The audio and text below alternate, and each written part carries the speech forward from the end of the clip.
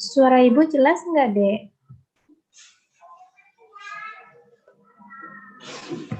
Terdengar jelas nggak? Ini masih Banjar punya ya? Bentar. Ibu ganti dulu.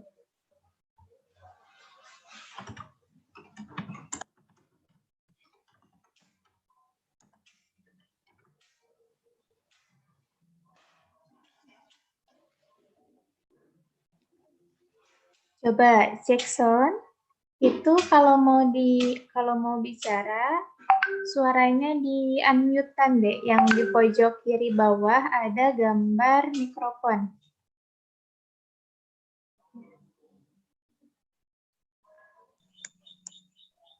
Coba. Dicoba. Sudah, Bu. Ya, udah. Alhamdulillah.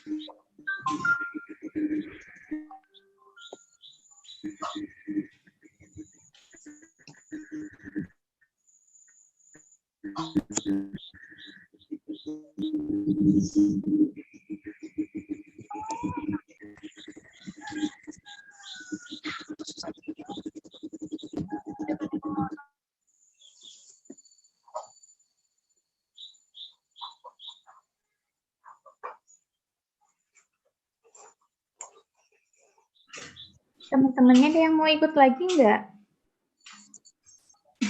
Bentar, ini Ibu Nina. Chatnya.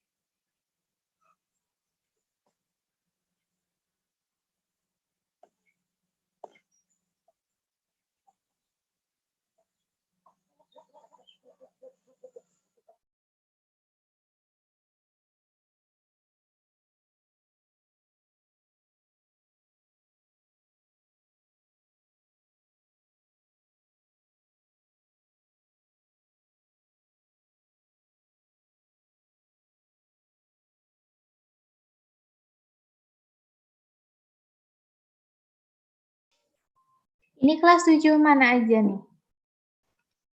Yang kelas 7A? Siapa? Bu. Elsa. Terus?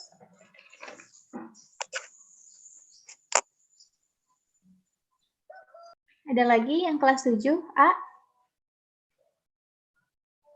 Ainun 7B. Tiara? Tiara 7B ya?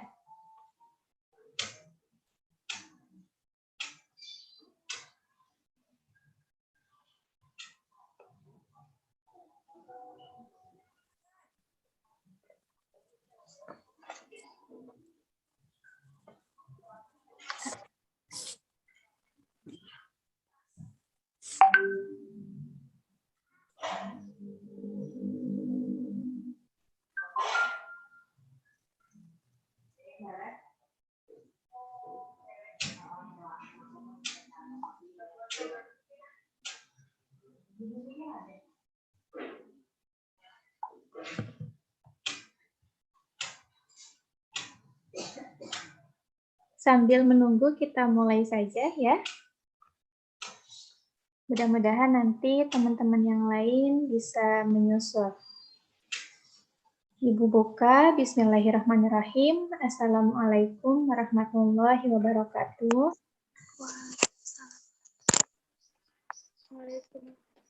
Alhamdulillahirabbil alamin. Wa bihi nasta'inu ala umuri dunya waddin. Wassalatu wassalamu ala asrofil anbiya'i wal mursalin wa ala alihi wa sahbihi ajma'in. Rabbi yusrah li sadri wa yassir li amri wa hlul 'uqdatam min lisani yafqahu qawli ya Fatah ya Alim. Alhamdulillah pada pagi hari ini kita bisa merealisasikan ya pembelajaran kita. Mudah-mudahan semuanya diberikan kesehatan, diberikan kemudahan. Mudah-mudahan COVID segera berakhir sehingga pembelajaran bisa bertatap muka langsung ya. Tidak krik-krik, tidak terkendala apapun gitu ya. Salawat dan salam mari kita limpah curahkan kepada baginda tercinta kita Rasulullah Muhammad Sallallahu Alaihi Wasallam, kepada para keluarganya, para sahabatnya, mudah-mudahan sampai kepada kita selaku umatnya. Amin ya Allah ya Rabbal Alamin. Terkendala apapun ya. Salawat dan salam mari kita limpah curahkan kepada baginda.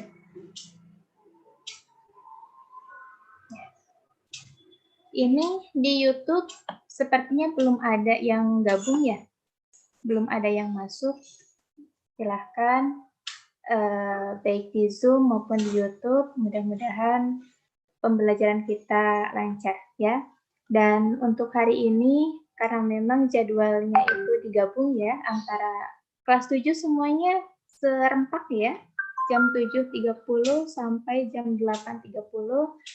Berarti di sini ada kelas 7A dan juga kelas 7B. Ya, perkenalkan, ini Ibu ya, Ibu Ninda. Mudah-mudahan nanti suatu saat nanti bisa bertemu, bertatap muka bersama adik-adik ya. Silakan nanti kalau misalkan bertemu di jalan, jangan lupa untuk menyapa. Ya, insya Allah ya kita saling sapa lah ya.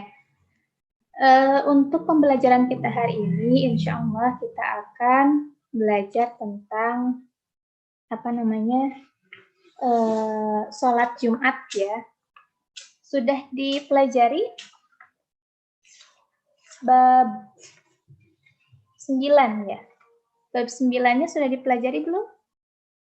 Tentang sholat Jumat? Belum? Belum dipelajari? Maksudnya sudah dipersiapkan, sudah baca-baca, atau belum sama sekali? Belum ya? Ya, insya Allah ya, 1 jam ke depan mudah-mudahan tidak lebih waktunya, jam 8.30 sudah ditutup. Adapun tujuan pembelajaran kita hari ini, karena kita akan mempelajari tentang sholat Jumat. Diharapkan nanti setelah pembelajaran adik-adik bisa bisa menjelaskan ya, bisa mengetahui dan juga menjelaskan bagaimana definisi dari sholat Jumat. Kemudian bagaimana hukumnya sholat Jumat, kemudian dasar hukum tadi hukumnya sholat Jumat, kemudian ketentuan dari sholat Jumat, baik itu yang menyangkut syarat wajibnya sholat Jumat, syarat sah mendirikan sholat Jumat, dan juga khutbah Jumat. Ya, dalam ketentuan sholat Jumat ini, Ibu akan hanya sebagian saja. Insya Allah nanti yang lainnya itu akan disusul ya, dipelajari sama Ibu Nina. Ibu akan ini dulu ya, bentar. Nah, sudah terlihat PowerPoint-nya? Terlihat nggak, Dek? Ya. Dalam buku itu dijelaskan babnya itu memupuk rasa persatuan pada hari yang kita tunggu. Ya, ini dalam artian sholat Jumat ya, karena memang hari Jumat itu adalah hari raya ya, sebenarnya hari raya umat Islam. Ada banyak hari rayanya umat Islam itu kan hari Jumat, hari raya Idul Fitri, dan juga hari raya Idul Adha. Itu hari raya yang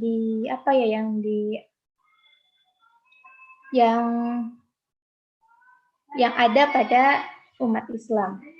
Nah, ini yang adik-adik ketahui, apalagi laki-laki, gimana nih? Maksud dari sholat Jumat, pengertian sholat Jumat itu apa sih? Coba, di sini ada laki-laki ya, M. Audrey. Gimana nih tanggapannya? Pengertian dari sholat Jumat gimana, Dek?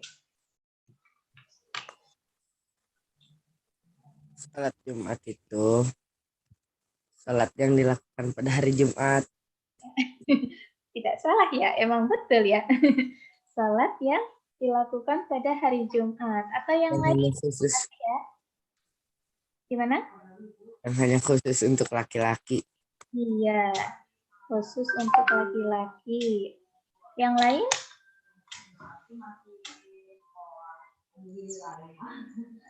Di sini ada Elsa, Tifansya, Ainun, Tiara, Nisha, sama Herdiana. Gimana nih tanggapannya? Sholat Jumat apa ya?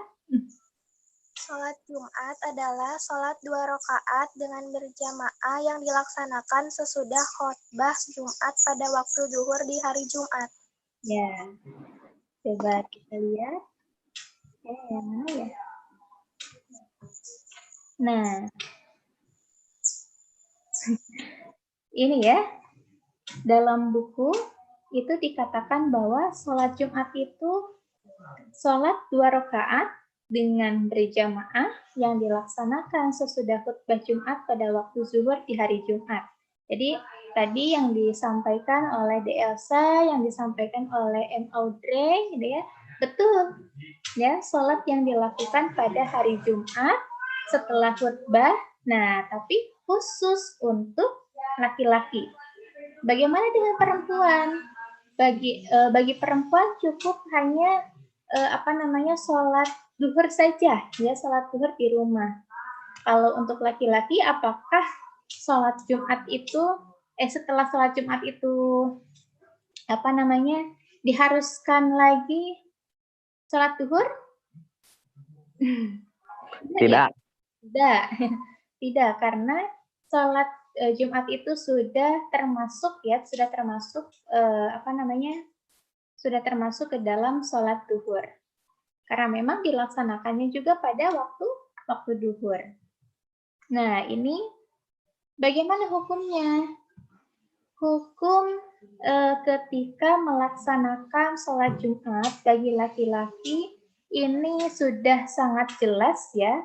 Sudah sangat jelas di dalam Quran surat Al-Jumu'ah ayat 9.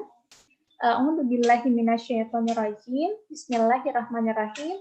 Ya ayyuhalladzina amanu idza nudiya lis-sholati min yaumil jumu'ati fas'au ila dzikrillahi wa dzarul bai'ah wa dzilkum khairul lakum in kuntum ta'lamun.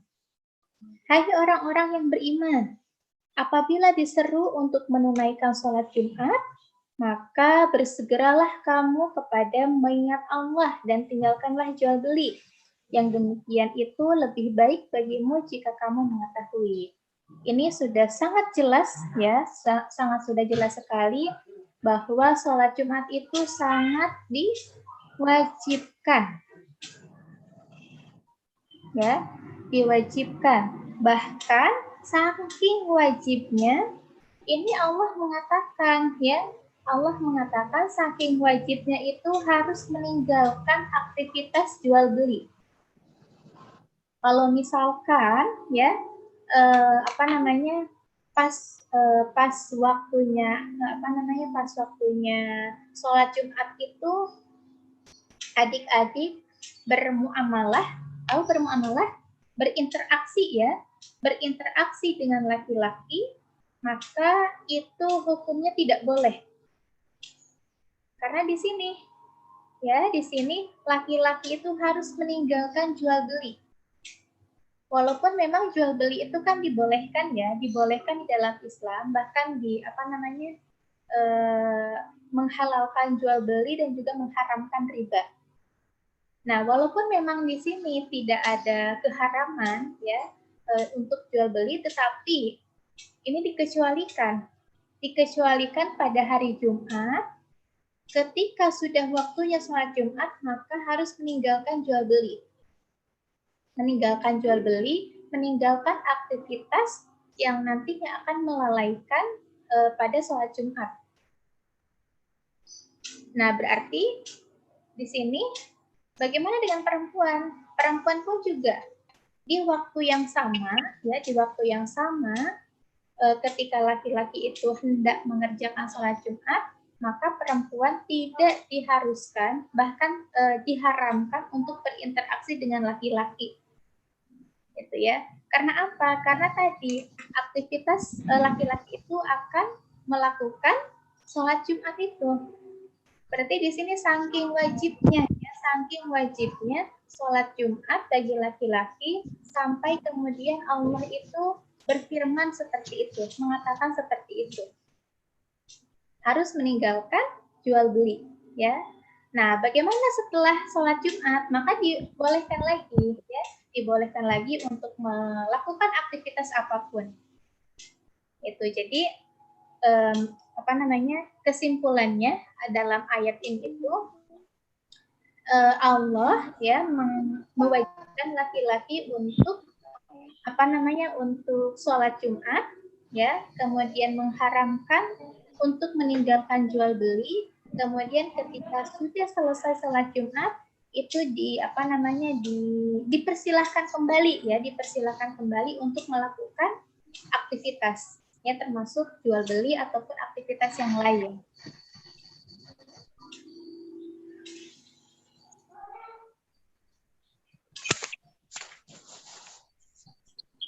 Nah,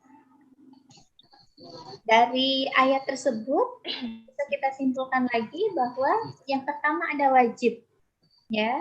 Sholat Jumat itu wajib dilakukan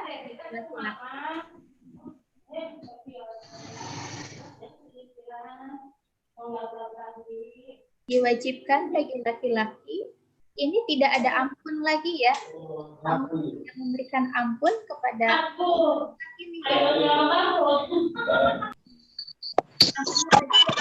laki, tidak ada ampun lagi. Assalamualaikum Ibu Nika. Waalaikumsalam. Sudah bisa bergabung? Iya, alhamdulillah bisa sekarang. Alhamdulillah. Sinyal kali tadi.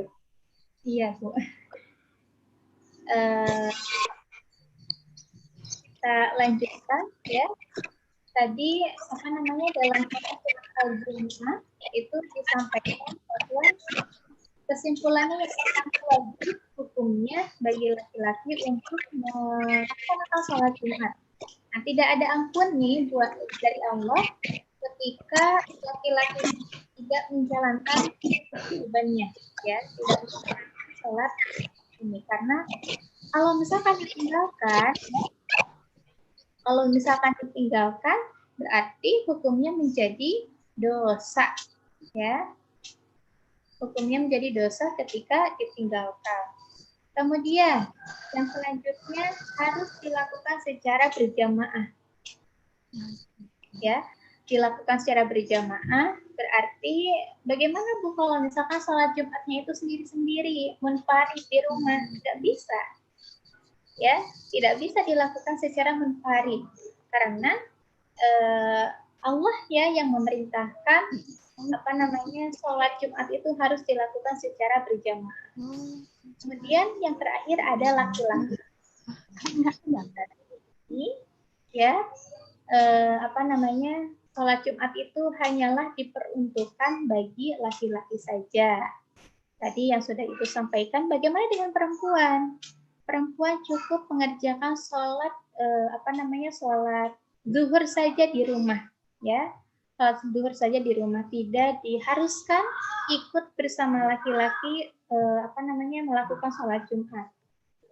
Gitu ya, itu implementasi dari sholat Jumat. Maksudnya dari Quran surat Al-Jumu'ah ayat 9. Dan tentunya gitu ya, tidak lupa juga harus dilakukan pada hari Jumat. Kalau misalkan dilakukan pada hari Rabu atau hari Senin, itu namanya bukan sholat Jumat. Bukan sholat Jumat ya. Bukan.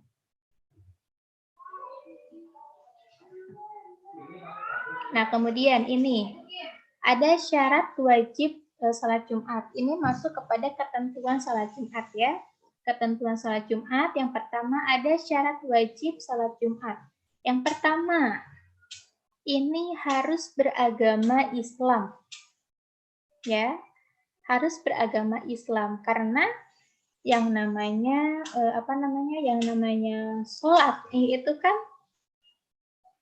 bagian dari rukun Islam ya, bagian dari rukun Islam yang dimana implementasinya itu kita meyakini bahwa kita itu harus beribadah kepada Allah.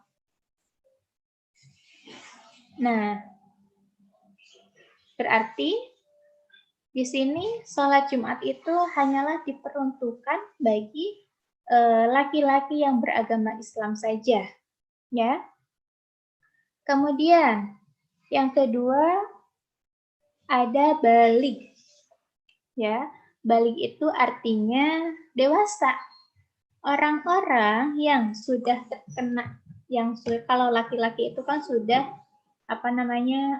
mohon maaf ya, sudah mimpi basah gitu ya.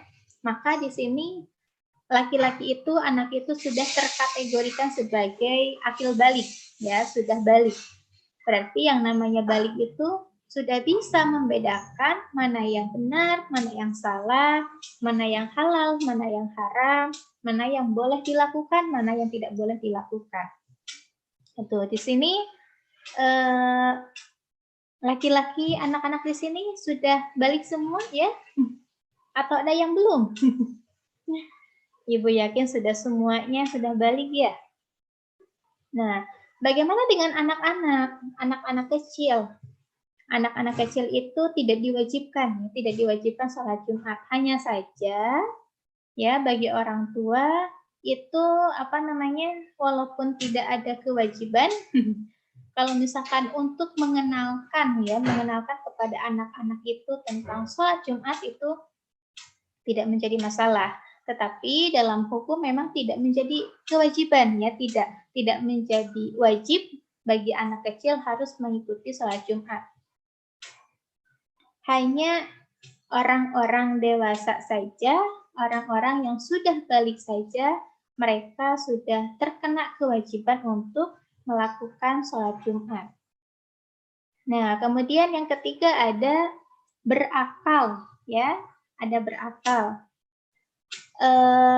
Kalau orang yang berakal, tadi ya seperti yang balik gitu ya, berakal itu mereka sudah bisa menentukan, akal pikirannya itu sudah bisa menentukan mana perbuatan yang boleh dilakukan, mana perbuatan yang tidak boleh dilakukan, mana yang yang halal, mana yang haram, itu semuanya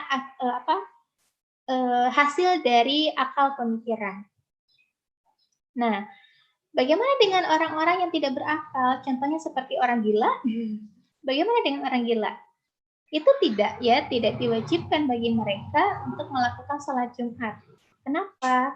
Karena akal dia itu tidak lagi sempurna gitu ya, tidak lagi sehat gitu, akalnya itu terganggu gitu ya. Jadi bahkan jangankan sholat Jumat ya, orang-orang yang yang orang gila itu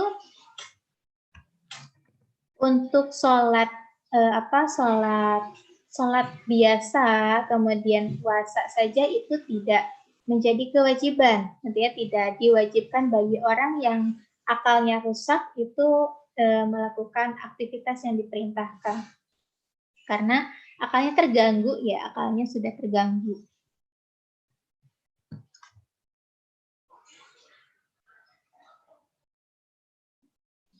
Nah, kemudian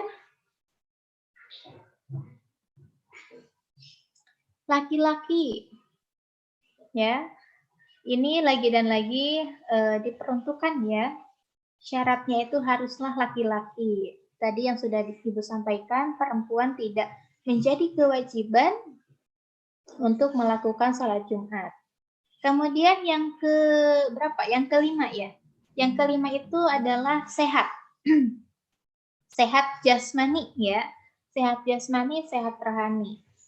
Berarti bagaimana dengan orang yang sakit ya, orang yang yang tidak berdaya untuk melakukan aktivitas.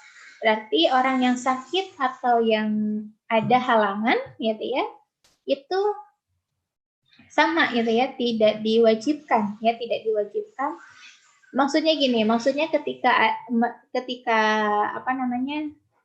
ada yang sakit gitu ya, ada rukhsah, ada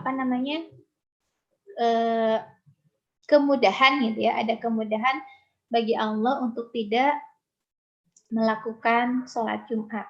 Berarti nanti tinggal diganti dengan sholat duhur ya.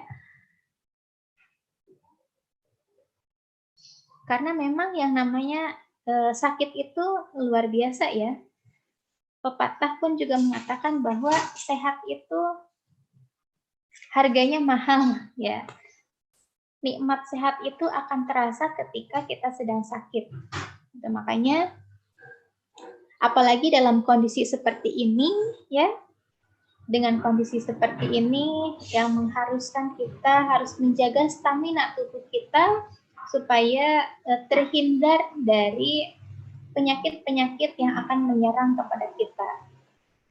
Tetap selalu menjaga kesehatan, pola makan juga harus diatur ya, karena yang menjadi bibit penyakit itu mulanya itu dari kebanyakan ya, dari pola makan. Pola makan yang tidak sehat ya, apalagi di sini anak-anak remaja itu seusia adik-adik itu sedang enak-enaknya makan seblak ya. makan seblak. Itu levelnya sudah bukan level 1 atau 2, tapi sudah level yang level up ya, level yang paling tinggi. Level yang tingkat kepedasannya itu sudah sangatlah tinggi. Itu. Dan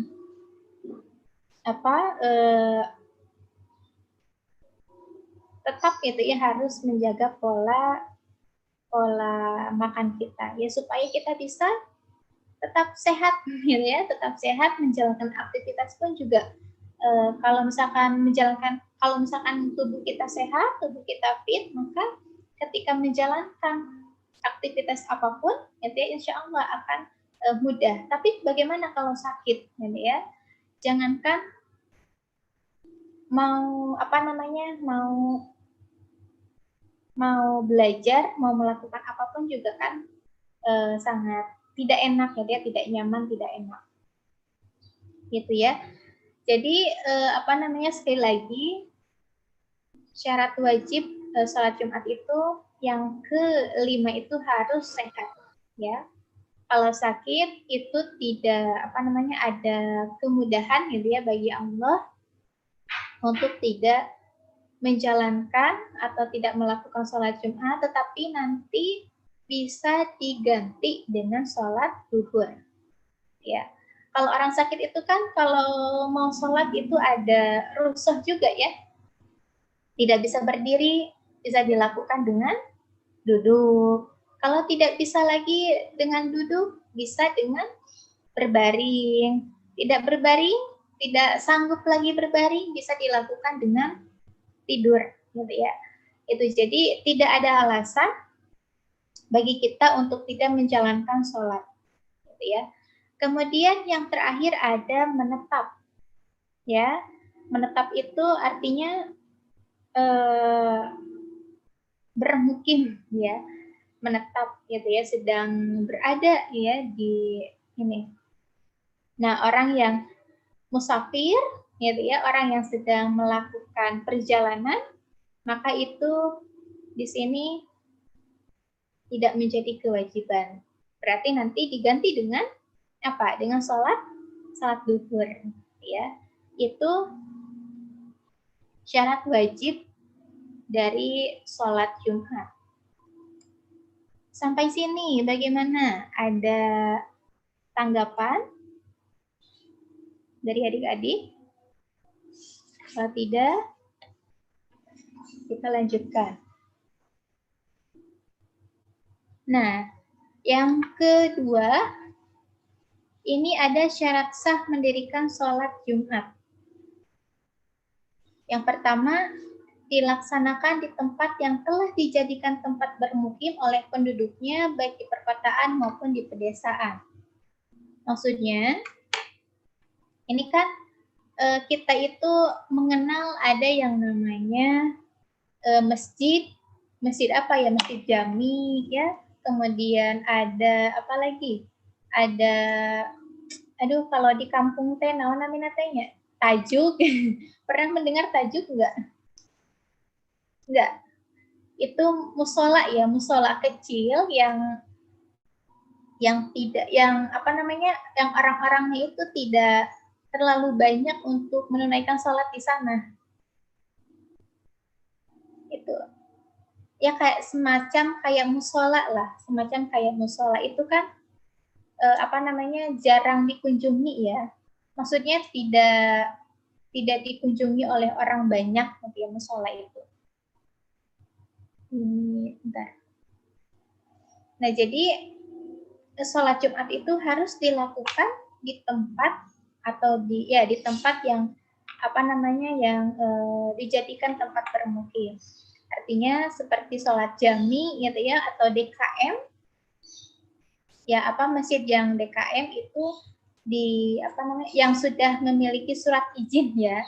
Surat izin dari mana? Dari pemerintahan setempat itu dibolehkan untuk melakukan sholat Jumat di sana, di masjid sana.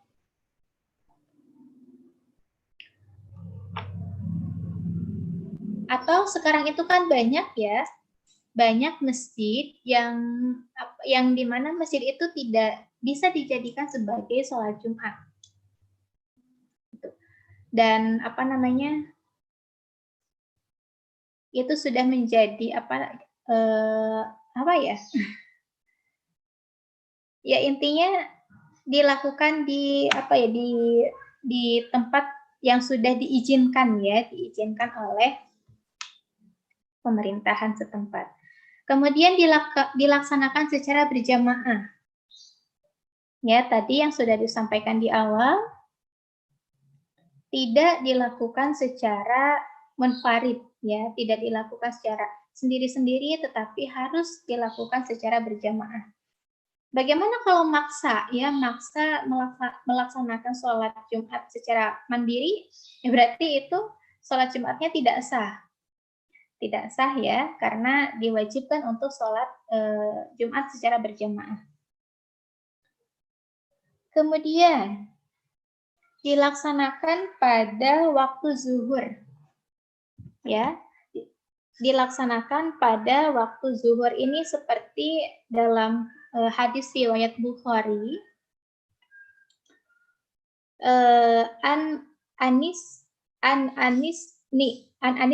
Maliki radhiyallahu anhu anna anin Nabi sallallahu alaihi wasallam kana yusallil jumu'ata hina tamilu syamsu. Dari Anas bin Malik,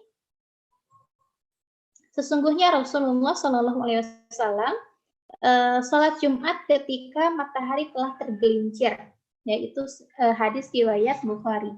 Artinya matahari ketika tergelincir itu kan ketika sholat duhur, ya.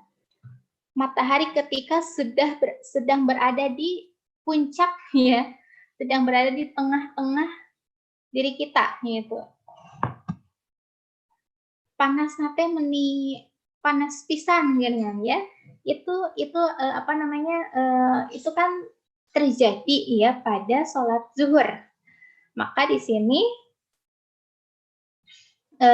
sesuai dengan sabda Nabi, sholat Jumat dilakukan pada waktu zuhur ketika matahari sedang tergelincir, ya, sedang berada di puncaknya. Sekarang itu kan ini ya, belum pernah kita jumpai sholat Jumat itu ketika sedang sholat asar. Enggak ya, tidak, itu berarti bukan sholat Jumat namanya. Nah, bahkan kalau misalkan ada yang apa namanya, yang bukan melanggar ya, yang maksakeun ingin sholat Jumat ketika subuh atau sholat Jumat ketika waktu asar, ya berarti itu sudah melanggar perintah Allah, ya, sudah melanggar perintah Allah. Dan Rasulullah pun juga berkata bahwa beliau pernah ya ketika dalam hal apapun, ketika dalam hal sholat, sholatlah seperti aku sedang sholat, gitu ya. Seperti, ya artinya apa? Artinya kita harus menjalankan sholatnya itu, baik itu sholat wajib maupun sholat sunnah ataupun sholat Jumat, gitu ya. Itu harus seperti yang dicontohkan oleh Rasulullah, ya, seperti yang dicontohkan oleh Rasulullah. Rasulullah sholat Jumatna tiap Jumat, kemudian sholatna tiap zuhur, ya, dalam waktu sholat zuhur, ya berarti kita harus melaksanakan di waktu yang seperti itu, di waktu yang seperti yang dicontohkan oleh Rasulullah, yang dijalankan oleh Rasulullah, gitu ya. Karena tadi dalam hadis itu dikatakan sholatlah seperti aku sedang sholat. Gerakannya maupun yang lainnya harus sesuai yang dicontohkan oleh Rasulullah. Nah, kemudian yang terakhir ini dilaksanakan dengan didahului 2 khutbah. Itu kan ada, ini kalau bagi laki-laki mungkin sudah tidak asing lagi gitu ya, sudah tahulah bagaimana caranya sholat Jumat, kemudian harus ngapain aja gitu ya. Itu sholat Jumat itu harus didahului dengan dua khutbah. khutbah yang pertama itu ya bisa isinya itu ya seperti apa namanya? Apa deh? Audrey mungkin bisa ini khutbah pertama gimana? Khutbah pertama berisi tentang ceramahan. Ya. Terus kalau khutbah kedua? Khutbah kedua Lupa lagi.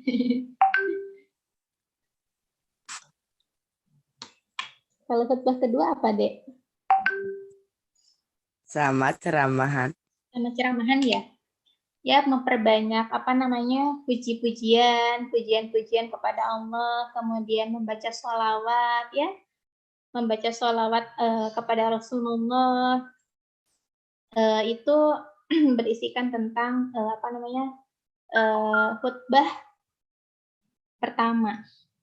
Kemudian khutbah kedua pun juga berisi tentang ceramah-ceramah atau nasihat-nasihat ya, nasihat-nasihat yang diperuntukkan kepada kepada umatnya ya, kepada yang depan betapa cermati ini siapa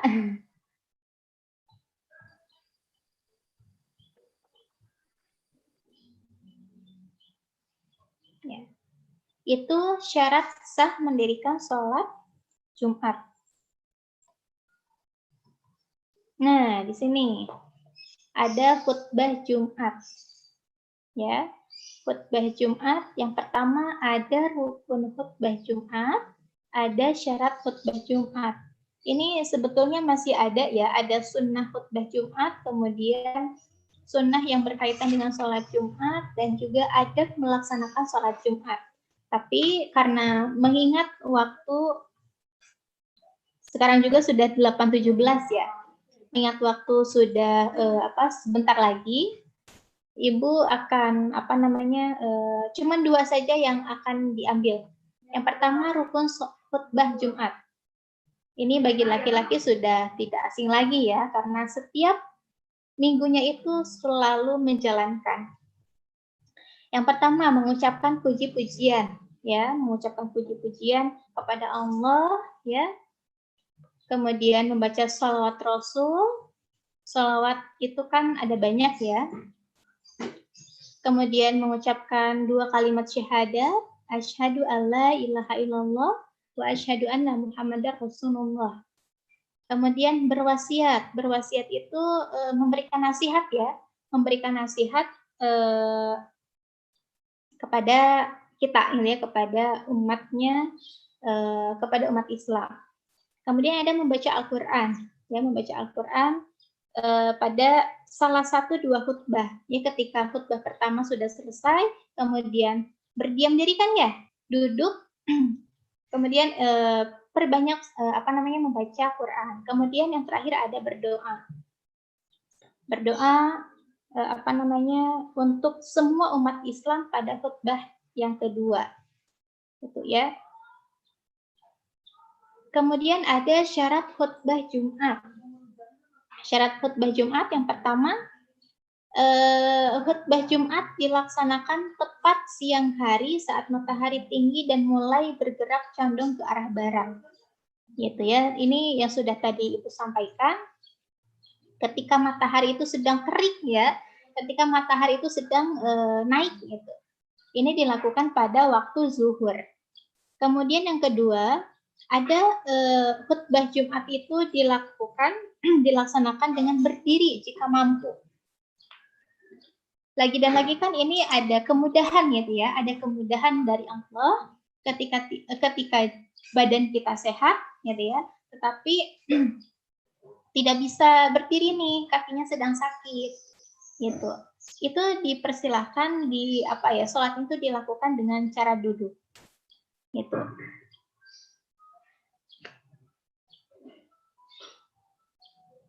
Kemudian khotib hendaknya duduk di antara 2 khutbah.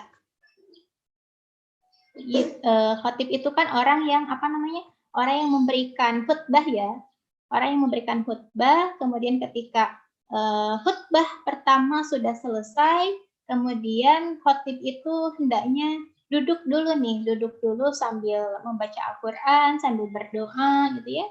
Kemudian ketika sudah waktunya dipersilahkan atau dilakukannya khutbah yang kedua, kemudian sholat Jumat. Kemudian yang keempat, khutbah disampaikan dengan suara yang keras dan juga jelas. Tapi bukan berarti ente gegorowokan oge nya. Tidak ente gegorowokan oge, tetapi suaranya itu jelas terdengar oleh semuanya. Gitu. Nah, kemudian khutbah juga dilaksanakan secara berturut-turut jarak antara keduanya. Itu yang dari khutbah yang pertama, kemudian apa lagi? Duduk, kemudian dilanjutkan khutbah yang kedua, kemudian sholat Jumatnya. Yaitu dilakukan secara berturut-turut. Tidak sholat Jumat dulu terus khutbah gitu ya, tapi khutbah dulu langsung sholat. Kemudian khotib harus suci dari hadas dan juga najis. Ya, baik itu hadas kecil maupun hadas besar. Ya. Kalau misalkan khotibnya itu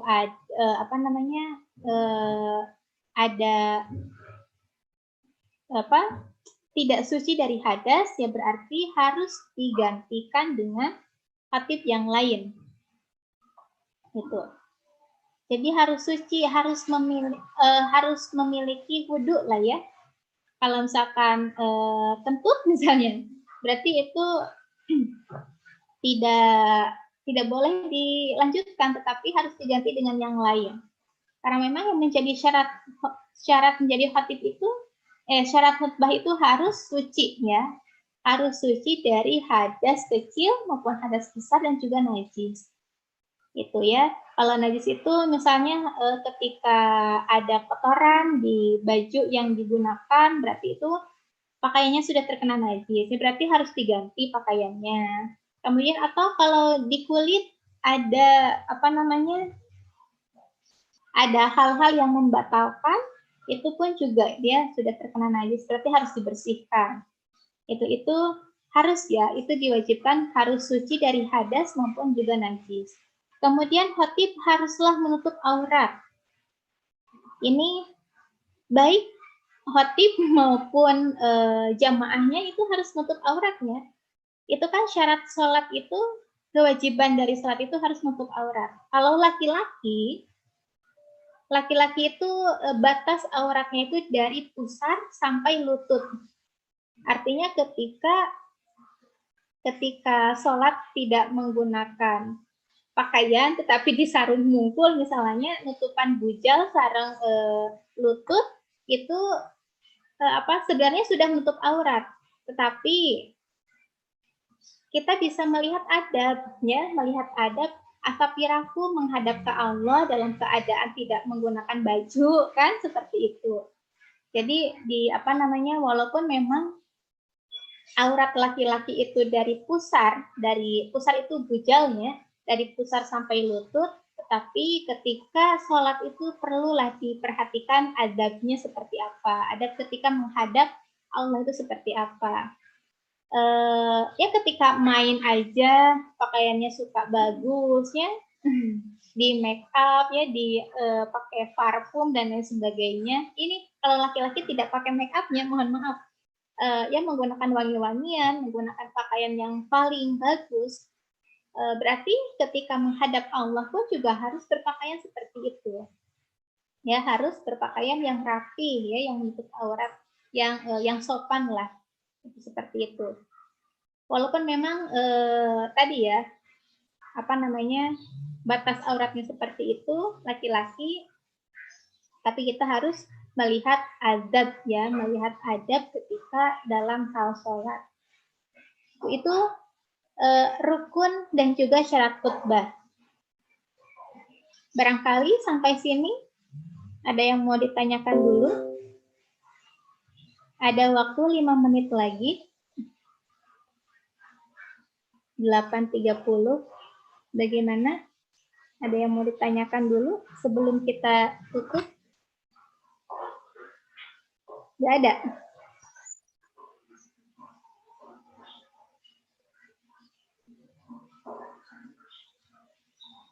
Bentar, itu cek yang di...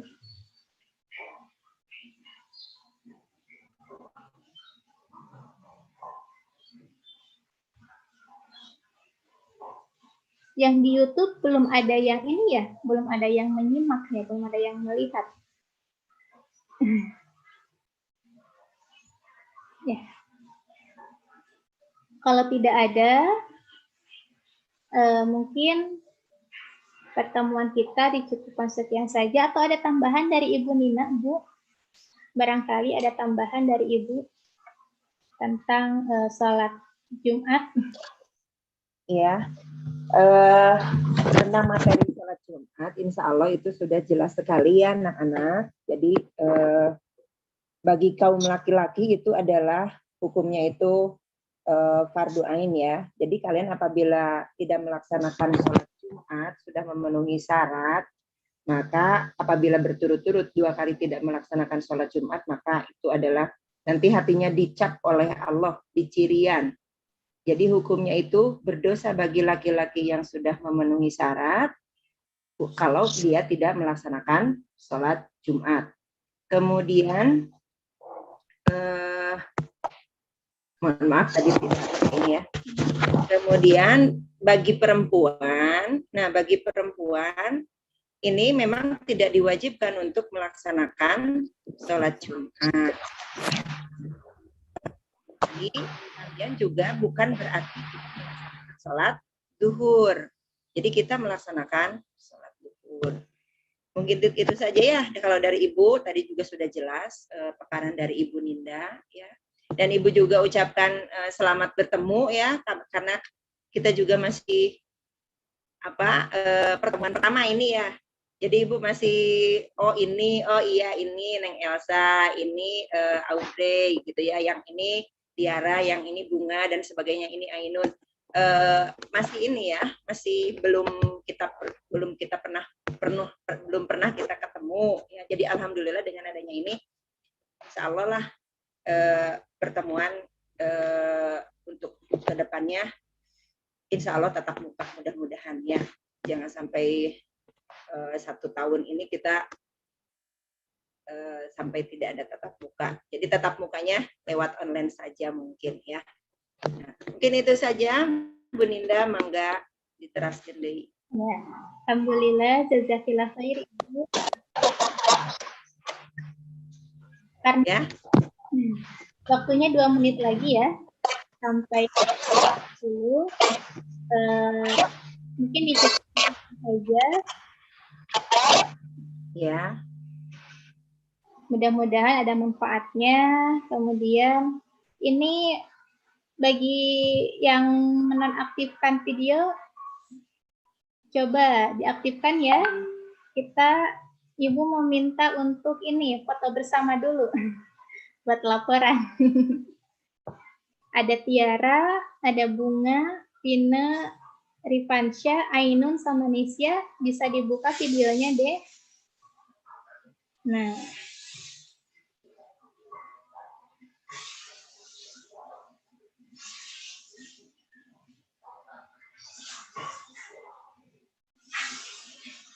Vina sama Bunga, mendengar suara Ibu enggak?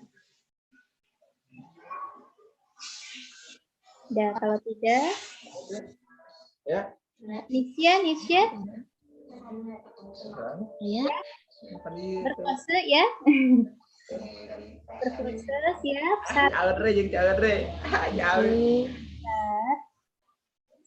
2, 3. Dah. Ya. Alhamdulillah. Ini satu lagi deh. 1 kali lagi. 1, 2, 3. Ya, dah. Alhamdulillah, Ibu haturkan jazakumullah khairan jaza kepada adik-adik yang sudah menyimak pembelajaran ini ya melalui akun Zoom.